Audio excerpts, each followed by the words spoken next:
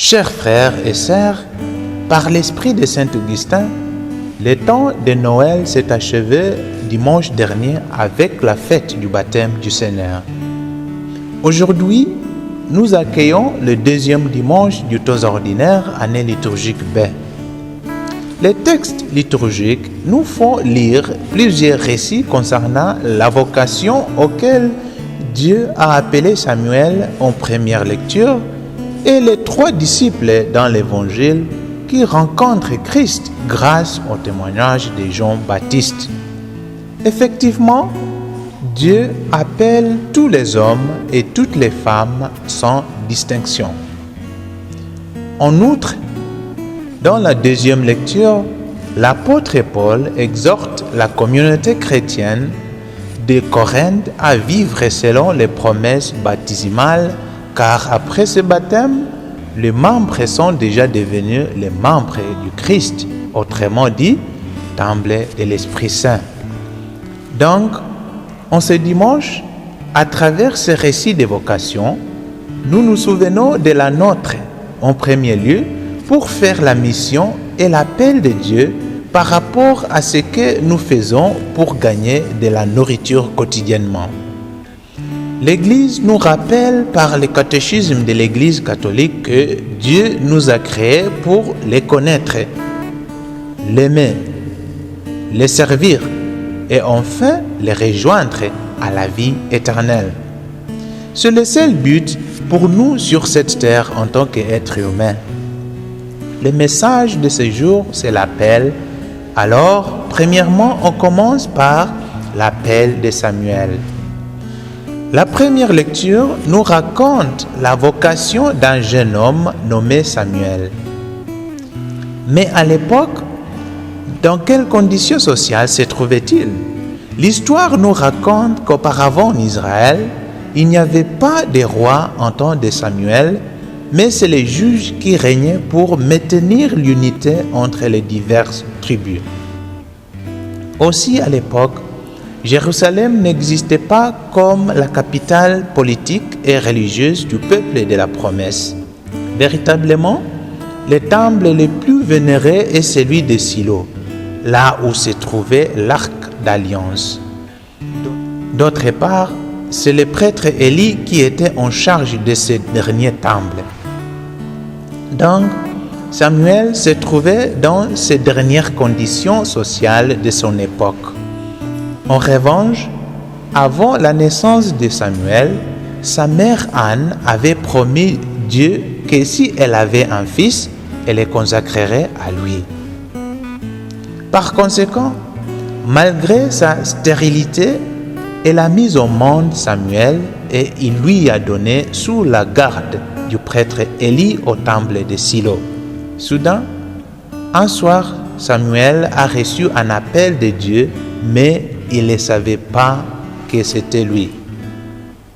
En ce sens, 3 reprises, le jeune homme se rend de son maître Élie qui lui a dit à la 4e fois de répondre au Seigneur ceci: « Parle, Seigneur, ton serviteur écoute. » Cela veut dire que Samuel a entendu la voix, mais il ne l'a pas écoutée, car écouter désigne aussi obéir.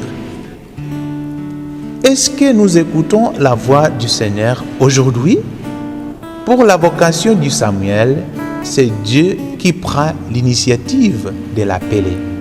Enfin, par l'intermédiaire d'Élie, Samuel a répondu à son appel. Dieu nous appelle plusieurs fois de ces jours à travers ses messagers de nos jours, sa parole dans la Bible et les événements dans notre vie. Est-ce que nous les reconnaissons? Est-ce que nous sommes disponibles comme le petit Samuel pour faire sa volonté? Bon, on trouvera la réponse dans le deuxième récit de la vocation dans les textes de l'Évangile de ce jour. Il s'agit de l'appel des premiers disciples. L'appel des premiers disciples. À l'Évangile, on trouve l'appel de ces 3 André, Jean et Simon, que Jésus l'appellera Képhas, qui signifie Pierre. plus tard, ce sont les noyaux originaux du groupe de 12. Pour être un bon disciple, il faut passer par ces 3 étapes suivantes: l'appel, la réponse et le témoignage. C'est pour cela qu'il y a des mouvements qu'on constate dans ce texte. Premièrement, du témoignage des gens à la rencontre de Jésus et du rencontre de Jésus au témoignage de ses disciples. Du témoignage des gens à la rencontre de Jésus.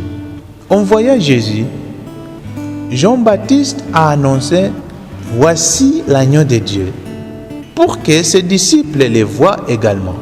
Effectivement, c'est un témoignage véritable envers Jésus qui est l'agneau de Dieu. En effet, c'est le passage de Jésus allant et venant qui suscite le témoignage de Jean-Baptiste. Or, les 2 disciples entrés et l'inconnu ont suivi Jésus, mais ils ont voulu juste savoir où il demeurait. Où demeures-tu, disait-il. C'est une question qui indique qu'il voulait rester chez lui si longtemps. À son côté, Jésus les a invités, venez et vous verrez ce qui veut dire qu'ils vont découvrir plus que son domicile et d'avoir une expérience personnelle avec lui. Passons maintenant au deuxième mouvement. Du rencontre de Jésus au témoignage de ses disciples. André et l'autre disciple, peut-être Jean, rencontrent Jésus et ils ont vu là où il demeurait et sont restés avec lui ce jour-là.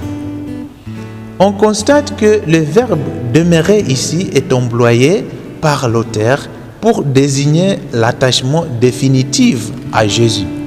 Évidemment, pour nous, ce sont les démarches essentielles de la foi: venir à Jésus, voir où il demeure et demeure en lui. André rencontre son frère Simon et l'amène à Jésus. D'autre part, nous avons Jean-Baptiste qui amène ses disciples à Jésus. André et son compagnon auraient-ils pu découvrir le Messie sans Jean-Baptiste? Simon-Pierre sans son frère André, Nathaniel sans Philippe. Nous non plus. On ne saurait jamais sans cette immense chaîne qui rattache au premier témoin. Pour terminer, Samuel devient un grand prophète. Jean, André et Simon deviennent des apôtres. Il nous faut du silence et la réflexion pour percevoir les appels de Dieu.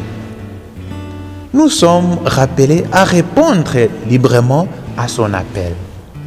Dieu nous appelle de différentes façons. Ne refusons pas son appel afin de faire sa volonté.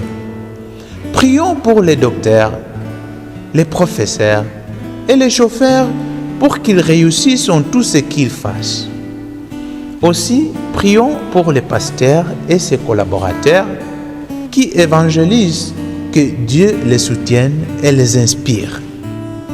En fait, Dieu a déjà appelé chacun de nous pour vivre dans ce monde, donc il nous a confié une mission de service. En premier lieu, vers lui, à travers les services que nous fassions envers nos proches quotidiennement.